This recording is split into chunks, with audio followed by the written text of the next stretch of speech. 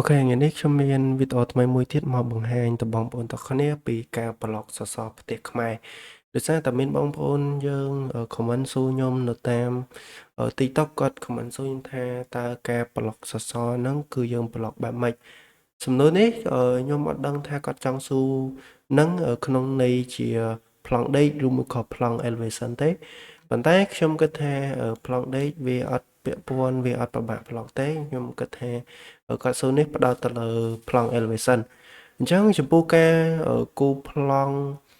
សសរឬមួយក៏ការប្លុកប្លង់សសរនេះគឺខ្ញុំនឹងមកបង្ហាញក្នុងបន្តិចទៀតនេះអញ្ចឹងតោះចូលទៅក្នុងវីដេអូជាមួយខ្ញុំទាំងអស់គ្នាអូខេអញ្ចឹងដើម្បីប្លុកបានឥឡូវគឺខ្ញុំមានប្លង់សសរផ្ទះខ្មែរជារាងសសរមូលបែបនេះមួយគឺប្រវែង2ម៉ែត្រហើយនឹងទំហំទៅតឹងមុខកាត់វិញខ្ញុំយកទៅត្រឹម2តឹកទេគឺខ្ញុំយកទំហំនេះខ្ញុំយកត្រឹម2តឹកទេអូខេអញ្ចឹងខ្ញុំមកបង្ហាញតែម្ដងគឺទី1ខ្ញុំវាយ command block មកគឺយើងវាយអក្សរ B មកបន្ទាប់មកយើង enter ហើយបន្ទាប់មកគឺយើងដាក់pillar អូខេ pillar ខ្មែរហៅចឹងចុះអូខេនេះចាអូខេខ្ញុំដាក់ហើយបន្ទាប់មកគឺខ្ញុំ select object មួយសិនខ្ញុំ select object ហើយខ្ញុំ enter បន្ទាប់មកគឺខ្ញុំ pick point pick point មួយចាស់អូខេហើយខ្ញុំ click ក្រោយនេះមួយអូខេខ្ញុំ pick point នៅកន្លែងនេះមួយខ្ញុំឧទាហរណ៍ថាខ្ញុំដាក់កន្លែងណាមួយដើម្បីស្រួលយើងស្រួលចុច move វាទៅមកអញ្ចឹងណាអូខេខ្ញុំចុចដាក់នៅគីហ្នឹងមួយចុះបន្ទាប់មកវានឹងឡើងចូលផ្ទាំងblock មួយនេះអញ្ចឹងកន្លែងទី1គឺយើងចូលមកកាន់ parameter នេះយើងមើលផ្ទាំងblock មួយនេះយើងចូលមកកាន់ parameter បន្ទាប់មកគឺយើងចុចយក linear កន្លែងនេះបើសិនបើយើងចង់ block បំបែងវាដើម្បីពលូតឡើងលើចុះក្រោមមានន័យថាយើងចង់ទាញវាទៅលើនេះអញ្ចឹងឬមួយក៏ទាញវាមកក្រោមនេះ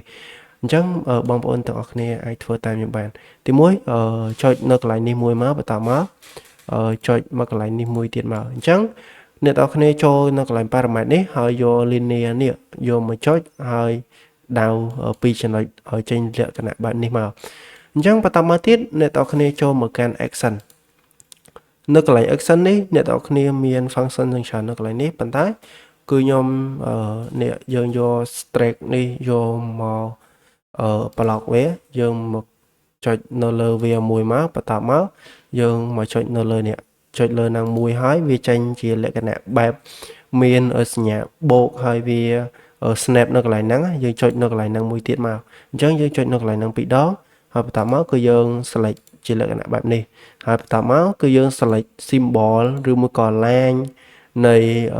សរសររបស់យើងហ្នឹងគឺយើង select ទាំងអស់អញ្ចឹងមកហើយយើង enter អញ្ចឹងយើងមកដាក់នៅកន្លែងខាងនេះមួយទៀតគឺយើងយកដូចគ្នាមិញដដែលទេគឺយើងចូលមកកាន់ action ហើយយក streak នេះអូខេបន្តមកគឺយើងចុចនៅកន្លែងសញ្ញាបូកកន្លែងហ្នឹងមួយហើយបន្តមកយើងចុចនៅកន្លែងហ្នឹងមួយទៀតយើងចុចពីរដងមកឡើងចេញលក្ខណៈបែបនេះហើយបន្តមកយើងនេះគូឲ្យចេញរៀងដាច់អញ្ចឹងបន្តដាច់បែបហ្នឹងមកបន្តមកអ្នកទាំងគ្នាអូខេចុចបែបហ្នឹងហើយ select ពី